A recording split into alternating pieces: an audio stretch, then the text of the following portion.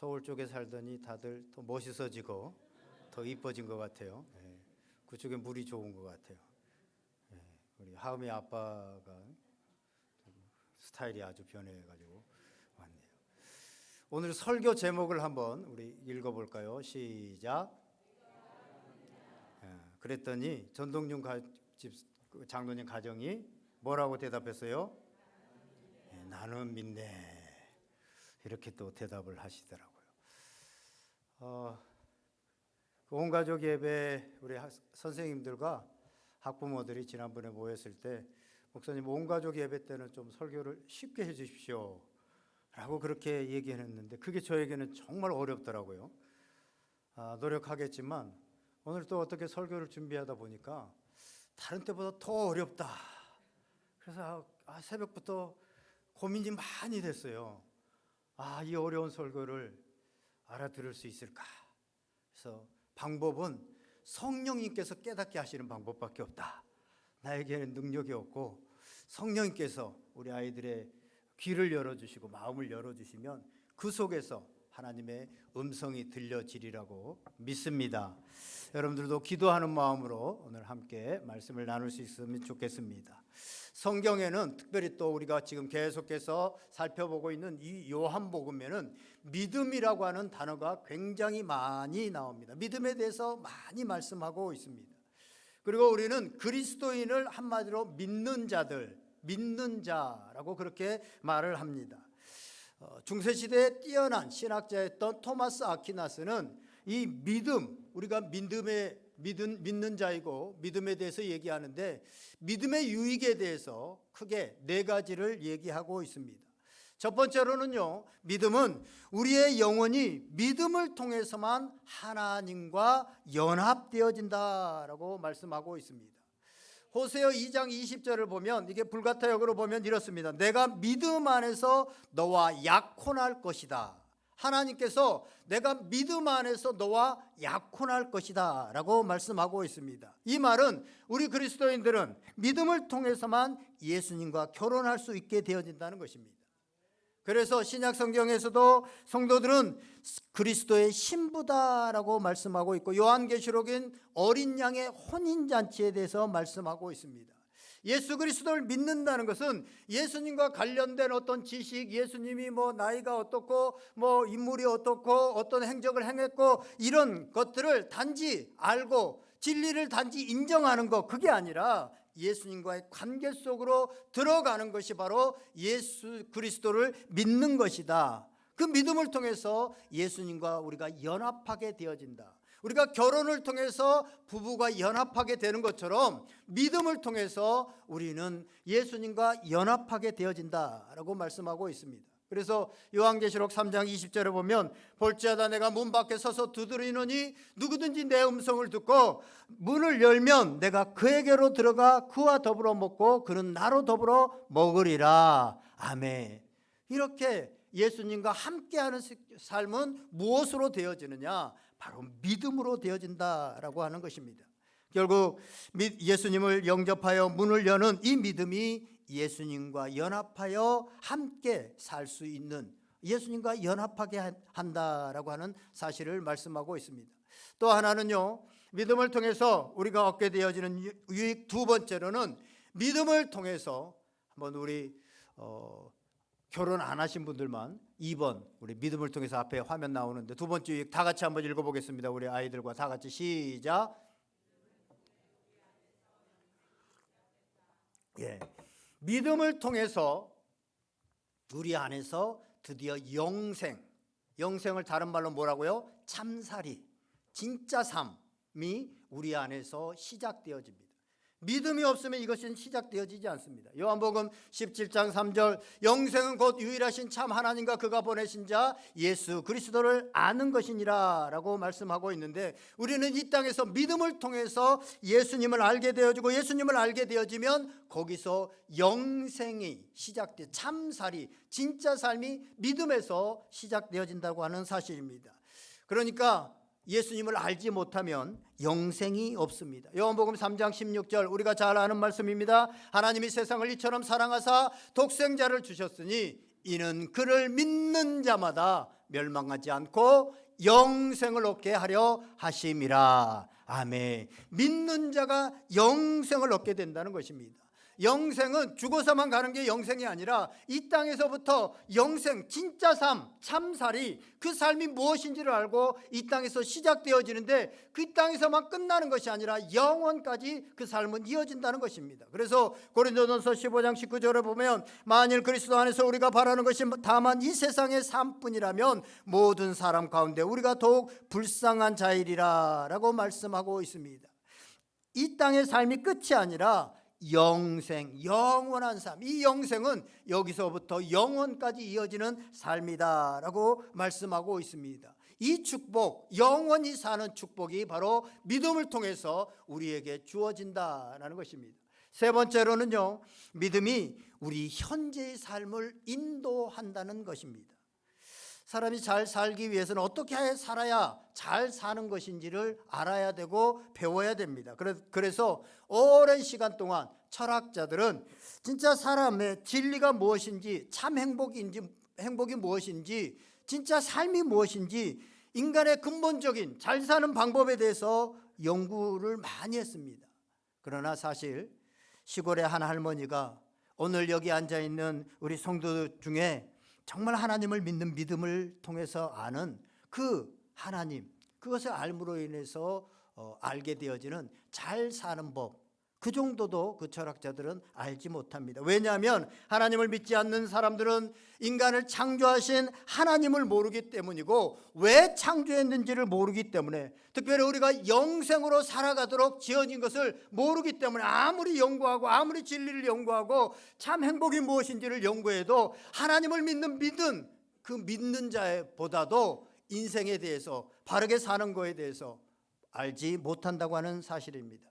이것은 마치 어떤 새로운 우리 전자제품이 나왔을 때요, 그 전자제품을 잘 이용하기 위해서는 그 제품을 만든 사람이 쓴 설명서를 보아야 되는 것처럼, 우리 인간, 우리 사람이 정말로 잘 살기 위해서는 하나님께서 말씀하신 이 말씀, 또 하나님의 음성을 듣고 그가 쓴 설명서를 잘 알아야만 우리는 잘 살 수 있는 것입니다. 그래서 믿음의 삶이 우리로 바른 삶을 살게 하고 현재의 삶을 인도한다는 것입니다.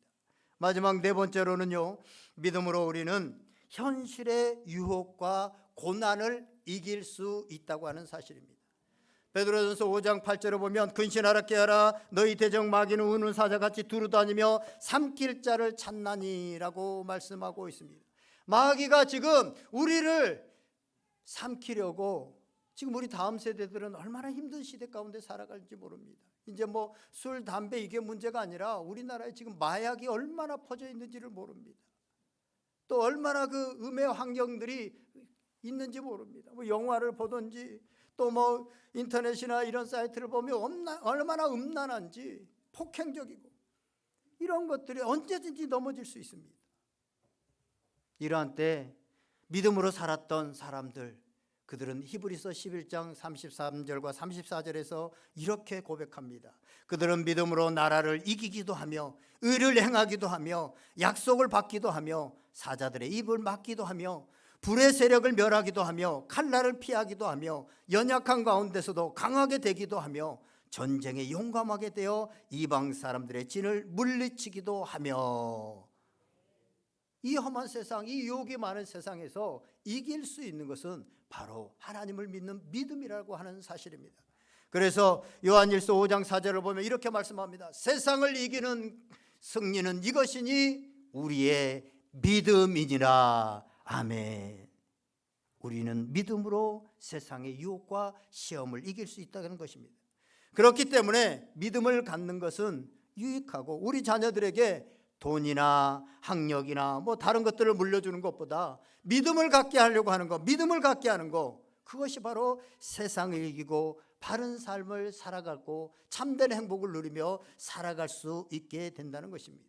그래서 하박국서 2장 4절이나 로마서 1장 17절, 갈라디아서 오직 의인은 무엇으로 산다고요? 믿음으로 말미암아 살리라. 믿음으로 말미암아 살리라.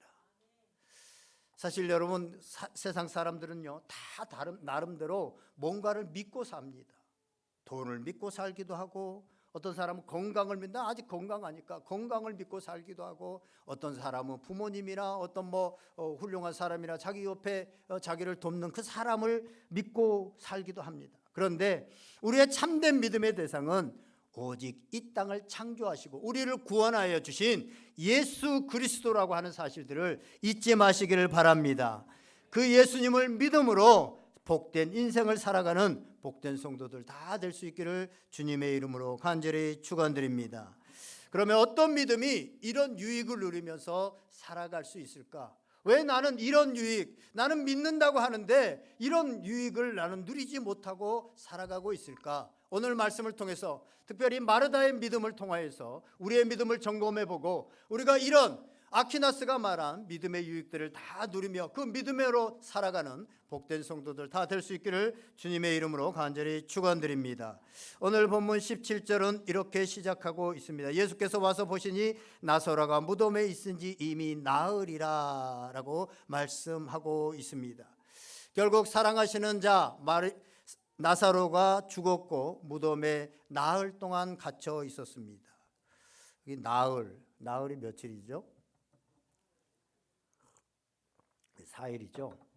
그런데 요즘 젊은이들은요 사흘, 그러니까 사흘은 며칠이에요? 네. 요즘 이런 단어를 잘 모른대요. 저 선생님 웃고 계시잖아요. 네. 선생님이 웃고 계세요. 왜냐하면 실제로 그렇대요. 사흘 동안 할게 그랬더니 4일째 되는 날 와가지고 선생님 왜 오늘 안 해요? 아니 사흘 동안 한다고 했잖아. 사흘을 4일로 하는 거예요. 그리고 대학에서 실제로 있었던 일인데 금일까지 이거 다 해내라 그랬더니 아무도 안 했더래요. 그래서 왜 그러냐고 하니까 금요일까지 하는 거 아니에요? 금일까지. 요즘요 책도 잘 안 읽고 말도 짧게 그냥 어디 고속터미널 그러면 고터 이렇게 말하니까 화요일 그러면 화일 이렇게 금일 이렇게 하는 거죠. 그래가지고 모른다는 거예요. 사흘 동안 이제 갇혀 있었습니다. 예수님은 나사로를 고칠 능력도 있었고 나사로를 죽게 내버려 두지 않을 수도 있었습니다. 그런데 나사로가 죽고 나서 4일이나 지나서 왜 오셨습니까? 이건 우리가 앞에서 예수님께서 이미 말씀하신 것처럼 4절에 이렇게 말씀하셨죠. 예수께서 들으시고 이르시되 이 병은 죽을 병이 아니라 하나님의 영광을 위하며 하나님의 아들이 이로 말미암아 영광을 받게 하려 함이라 하시더라. 아멘. 예수님은 이 병이 죽을 병이 아님을 말씀하셨습니다.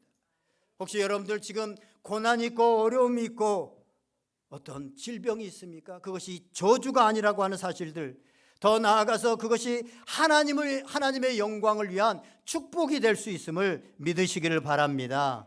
이렇게 나사로가 죽자 이제 많은 사람들이 위문하러 왔다라고 19절에 나와 있습니다. 나사로의 집안은 이렇게 보면 괜찮은 집안이었던 것 같아요. 그리고 부모님이 돌아가셨지만 어쨌든 세 남매가 잘 살았는가 봅니다. 그래서 조문객들이 많이 왔습니다.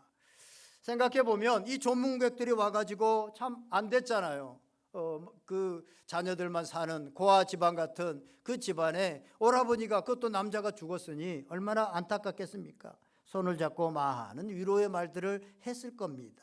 그런데 남자가 있어야만 되는 가부장적인 사회, 남자가 없으면 아무런 권리도 보호받지 못하는 그 사회에서 지금 그나마 아버지도 없는데 오라버니가 죽었다? 아무리 많은 사람들이 와서 위로해주고 어떤 말로 위로를 해준들 이들에게 위로가 되겠습니까? 이처럼 사람의 위로는 한계가 있습니다. 그러나 주님의 위로는 다릅니다. 왜냐하면 주님은 우리를 창조하셨고 우리를 만드셨고 우리를 죄에서 구원하셔서 영생을 주신 분이시기 때문에 우리의 문제의 근원을 알고 우리의 문제를 해결하실 수 있고 우리의 마음의 중심에 뭐가 힘든지를 분명히 알기 때문에 주님의 위로는 참된 위로가 된다고 하는 사실들을 여러분 기억하시고, 혹여나 지금 고난 중에 있다면 주님의 참된 위로가 여러분들과 함께 하시기를 주님의 이름으로 축원드립니다. 이제 나사로가 죽었다는 소식을 듣고 많은 유문자들도 왔지만 예수님도 그곳으로 오십니다. 그러자 예수님께서 오신다는 얘기를 듣고 마르다가 나가서 예수님을 뵙자마자 안타까운 심정으로, 무너진 심정으로 울먹이면서 아마도 이렇게 말합니다. 21절 22절 말씀 우리 다 같이 한번 읽어보겠습니다. 21절 22절 시작. 마르다가 예수께 여짜오되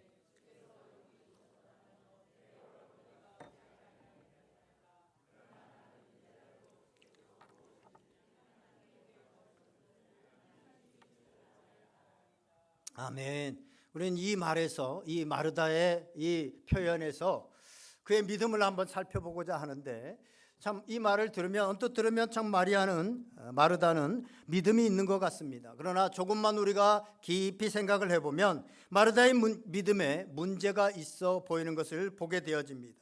마르다의 믿음은 깊이 있는 본질적인 믿음이 아니라 한계가 있는 이성적인 것에 기초를 한 합리적인 믿음이다라는 것을 보게 되어집니다.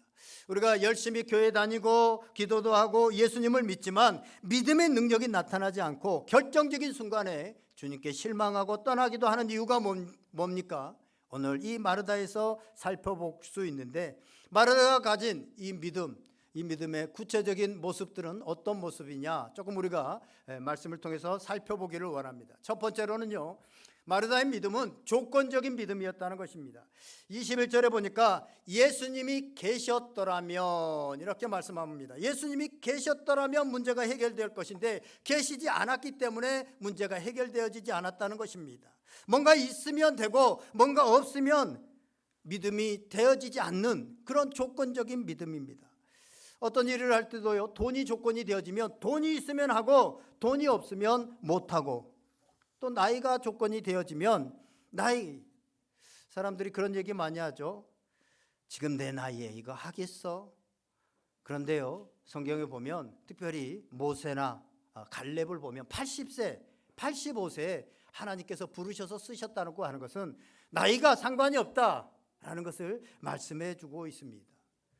얼마 전에 돌아가셨지만 송해 씨 있잖아요. 송해 아시죠?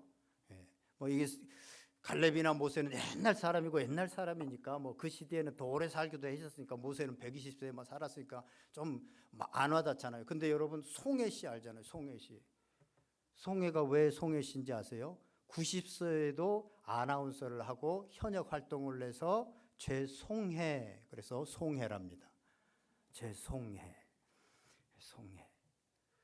90세가 넘어도 현역에서 뛰면서 아나운서로, 방송인으로서 활동을 했잖아요. 김영석 교수님이라고 있죠. 연세대학교 명예교수님이셨는데 지금 100세가 넘으셨는데요. 지금도 가끔 강연을 하고 지금도 많은 곳에 가서 강연도 하고 그렇게 합니다. 이처럼 나이가 문제가 아니라는 것입니다.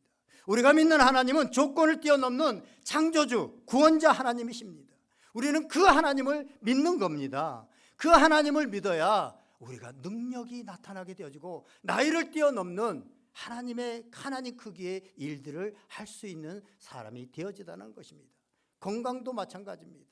우리가 이렇게 건강이 약해서 뭘 할 수 있겠어? 미우라야과라고 하는 삼포능자 기른 여기에라고 하는 그 책을 쓴 그 삼포능자는, 미우라야과는 평생 그의 인생의 거의 3분의 1을 병원에 누워 있었습니다. 그런데 수많은 사람들에게 감동을 주고 정말 주옥 같은 그런 글들을 쓰고 또 하나님의 역사들을 나타냈던 것을 보게 되어집니다. 이처럼 그런데 마르다는요, 조건적인 믿음이었다는 것이, 뭐가 있으면 되고 뭐가 없으면 못 믿겠고 할 수 없고 라는 믿음이었다는 것이죠. 두 번째로는요, 막연한 기대와 희망을 믿음이라고 생각했다는 것입니다. 마르다는 주님은 이제라도 무엇을 하실 수 있습니다, 굉장히 긍정적이고 희망을 갖는 것 같고 기대감도 갖는 것 같잖아요. 그러나 이것은 믿음의 본질이 아닙니다.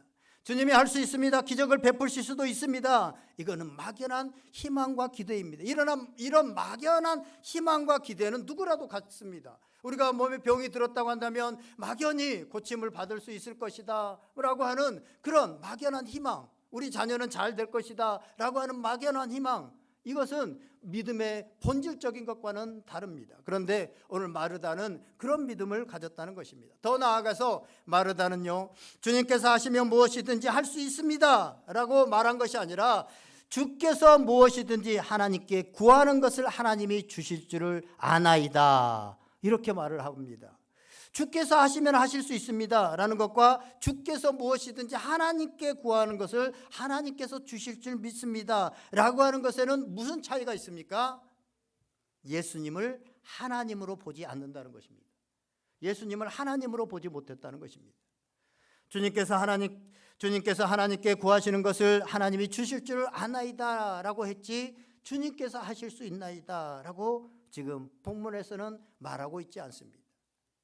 또 마지막 결정적으로 마르다는 믿는다는 말을 하지 않고 아나이다 라고 말을 합니다. 아나이다. 22절에 보면 나는 이제라도 주께서 무엇이든지 하나님께 구하시는 것을 하나님이 주실 줄을 아나이다. 그리고 예수님께서 또 내 오라버니가 살아나리라 하니까 24절에 마지막 날에 부활 때는 다시 살아날 줄을 내가 아나이다. 아나이다. 계속 그렇게 말을 합니다. 여러분, 믿는 것과 아는 것은 하늘과 땅 차이입니다. 안다는 것은 단순히 지식과 정보입니다. 지식과 정보가 기적을 만들어내는 것은 아닙니다. 마르다가 쓰지 않는 단어가 있는데 그게 믿습니다 라고 하는 단어입니다. 그녀의 믿음의 기초는 지식과 정보요 이성과 합리성입니다. 그렇기 때문에 믿음이 있어도 기적이 일어나지 않습니다. 언제나 목마른 희망과 기대는 있는데 그 희망과 기대가 이루어지지 않아요. 이처럼 마르다의 믿음은 언제나 인간의 이성 안에 머물러 있는 믿음이었습니다. 인간의 머릿속에만 머물러 있었던, 그냥 지식 속에서만 인정하는 그런 믿음이었습니다. 이런 믿음, 마르다가 이런 믿음을 갖고 있을 때 예수님께서 이런 조건적인 지식적인 믿음의 쐐기를 박는 말씀을 하십니다. 우리 23절 말씀 다 같이 한번 읽어보겠습니다. 23절 시작.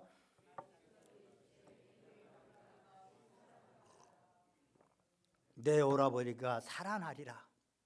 그것은 바로 부활의 믿음입니다. 우리는 여기서 인간적인 믿음과 부활의 믿음의 차이를 발견하게 됩니다. 예수님은 마르다에게 하는 말이 내 오라비는 살아난다. 죽어서 4일이나 됐고 썩어 있는데 살아난다라고 말했습니다. 이성으로는 도저히 용납할 수가 없습니다.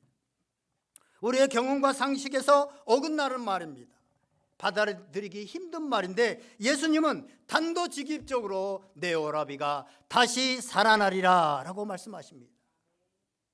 그렇지만 마르다는 예수님의 이 말씀을 듣고도 자신의 믿음을 바꾸지 않습니다. 예수님이 그렇게 말씀하셔도 자기식의 믿음, 자기가 가지고 있는 믿음을 끝까지 고집합니다. 우리도 마찬가지입니다. 제가 지금 설교를 하고 있고 하나님의 말씀이 들려지지만 여러분 갈 때 말씀을 다 듣고 나면 다시 다 자기식의 믿음으로 다 바꿔버립니다. 다 내 믿음, 내 생각했던 믿음으로 다 바꿔집니다. 아무리 목사님이 그렇게 말을 해도, 성경이 그렇게 말을 해도 그건 안 되는 거야. 하지 말아야 돼. 그렇게 다 바꿔버립니다. 그러니까 아무 일도 일어나지 않습니다. 말씀을 듣고는 또 자신이 아는 믿음으로 바꿔버립니다. 24절 말씀 읽겠습니다. 시작. 마르다가 이르되 마지막 날 부활 때에는 다시 살아날 줄을 내가 아나이다. 마지막 부활 때에는 내가 살아날 줄을 아나이다.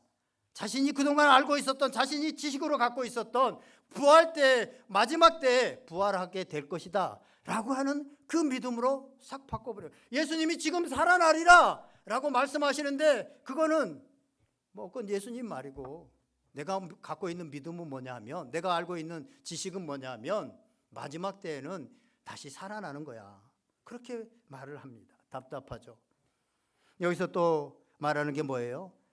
믿습니다가 아니라 아나이다. 마지막 때 부활 때에는 다시 살아날 줄을 내가 아나이다. 또 아나이다예요. 마르다는 부활의 교리를 부인하지 않습니다. 교리적인 믿음을 갖는 것 좋죠. 뼈대가 있습니다.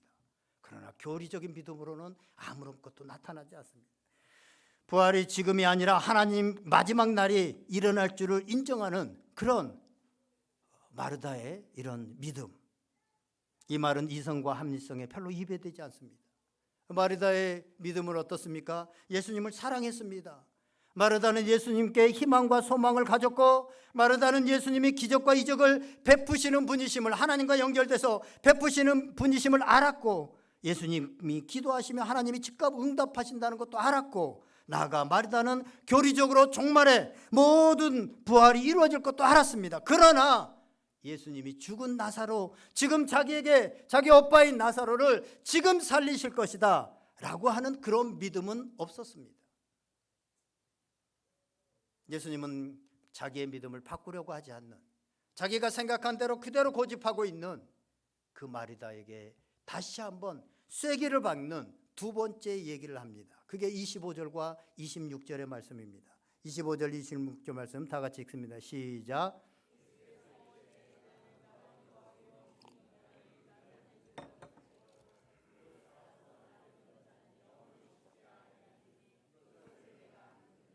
아멘. 여기서 주목해야 될 먼저 말씀이요, 예수님은 나는 부활을 주는 사람이고 생명을 주는 사람이고, 마지막 내가 나를 잘 믿으면 마지막 때에 내가 부활을 주고 생명을 준다라고 말씀하시지 않고 나는 부활이요 생명이다라고 말씀하고 있습니다. 예수님 자신이 부활이고 생명이다라는 것입니다. 예수님이 부활과 생명을 주시는 분이 아니라 예수님이 부활이시고 예수님이 생명이라는 것입니다. 그래서 내가 영생을 얻을 수 있고 부활을 경험할 수 있는 것은 예수님화 되는 것입니다. 예전에 제가 동기화라는 말을 썼죠. 싱크로나이즈. 동기화. 어떻게 하면 될 수 있습니까? 나는 죽고 내 안에 들어온 예수 그리스도로 살면, 그러면 날마다 부활을 경험할 수 있고 날마다 영생으로 살아갈 수 있다는 것입니다. 신학 용어 중에 상호 침투라고 하는 말이 있습니다. 상호 침투. 이 말은 뭐냐면 내가 아버지 안에, 아버지가 내 안에, 마찬가지로 우리 안에 예수 그리스도가 계시는데 내가 예수 그리스도 안에서 사는 것입니다. 상호 침투하는 것입니다. 내 안에 예수님이 계시고 내가 성전이니까 예수님이 부활하면 나도 부활하게 된다는 것입니다. 그래서 예수님과 연합되어져 있지 않으면 부활이나 생명이 있을 수 없는 것입니다. 우리가 이 땅에서 매일매일 사실은 부활을 경험하며 살아가는데요, 그것을 예수님께서 앞에서부터 말씀하셨습니다. 예수님이 나사로가 죽었다라고 하니까 첫 번째 하는 얘기가 뭐였습니까? 나사로가 죽은 게 아니라 잔다라고 표현했죠. 우리는 매일매일요, 이 잠이라는 것을 통해서 저녁에 되면 꼴까닥 죽습니다. 여러분, 잠이 딱 들었을 때 그 다음에 일어나는 일들에 대해서 아세요? 아무것도 몰라요. 아무 생각도 없어요. 그렇죠? 가끔 꿈에 내가 생각하지도 않는 일들이 가끔 뭐 좀 나타나기는 하지만 사실은 의식이 딱 멈춰 있는 거, 의식이 멈춰 있다는 것은 죽은 거잖아요. 그런데 아침이 되면 부활, 일어나는 거잖아요. 일어나는 거예요. 이게 바로 부활이에요. 그게 매일 죽었다, 부활했다, 죽었다, 부활했다, 이걸 우리는 연습하는 거예요. 그러다가 안 일어나면 어떻게 되는 거예요? 저기서 일어나요. 여기서 안 일어나고 저 천국에서 일어나게 되는 거예요. 그리고 우리 생명도요, 영원한 생명, 이 생명 체험도 예수님께서 무릇 살아서 믿는 자는 영원히 죽지 아니하리니 라고 말씀하고 있는데, 살아서 우리 믿는 사람들은 예수 그리스도의 생명으로 매일 살아가는 이 영생을 매일매일 체험합니다. 그래서 매일 생명 체험을 실제로 하고 있는 것입니다. 그래서 이 놀라운 진리를 말씀하시고 난 다음에 예수님께서 마지막 하신 말씀이 뭐냐면, 이것을 내가 믿느냐. 자꾸 안다고만 해. 나도 다 알아. 뭐 예수님 얘기하고 뭐 교회 얘기하면 나도 다 알아. 20년 동안 다녀봤어. 다 알아. 이 마르다가, 지금 마르다도 나름대로 우리가 생각하는 좋은 신앙을 가지고 있어요. 그런데 안다고만 해. 안다고. 아는 신앙. 그래서 예수님께서 이것을 내가 믿느냐라고 말씀하고 있습니다. 자꾸 안다고 하며 자신의 믿음을 바꾸려고 하지 않는 마르다에게 예수님은 내가 믿느냐라고 말씀하고 있습니다.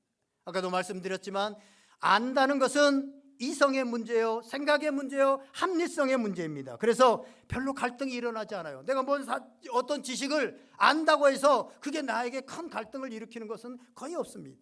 그런데 믿는다는 것은, 그것을 내 안으로 완전히 받아들이고 믿는다는 것은 결단과 의지가 들어갑니다. 그래서 갈등이 일어나요. 나의 삶은 죄된 삶이고 이런 삶을 살아가는데, 안 되는 삶은 죄악으로도 살아가는데, 술 먹고 담배 피고 사람들 욕하고 막 이런 삶을 살아가는데, 내가 이것이 아니다고 하는 것을 믿는다고 하는 것은 뭐냐 하면, 그걸 안다는 것과 믿는다는 것, 이게 나쁜 것을 안다는 것과 이걸 내가 믿는다는 것을, 그것이 나쁘다는 것을 믿는다는 것은 다른 거예요. 믿는다는 것은 이제 그 삶을 살아가겠다고 결단하는 것까지 포함되기 때문에 내 안에서 갈등이 일어나게 된다는 것입니다. 예수님의 말씀, 내가 믿느냐라는 말씀을 들은 마르다가 녹아져서 자신의 믿음을 바꾸기 시작합니다. 인간적인 믿음이요, 제한적인 믿음이요, 이성이 동의해 줘야만 하는 합리적인 사고에 의한 믿음, 내 생각 안에만 들어와야만 믿어지는, 행해지는 그런 믿음에서 이제 부활의 믿음, 결단의 믿음으로 바꾸어집니다. 그래서 드디어 마르다가 아멘 아멘 하고 고백하게 되어집니다. 27절 말씀 다 같이 한번 읽어보겠습니다. 27절 시작. 이르되 주여.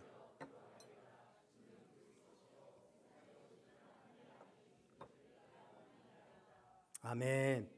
주여 그러하웨이다. 이게 아멘이라고 하는 말이거든요. 아멘.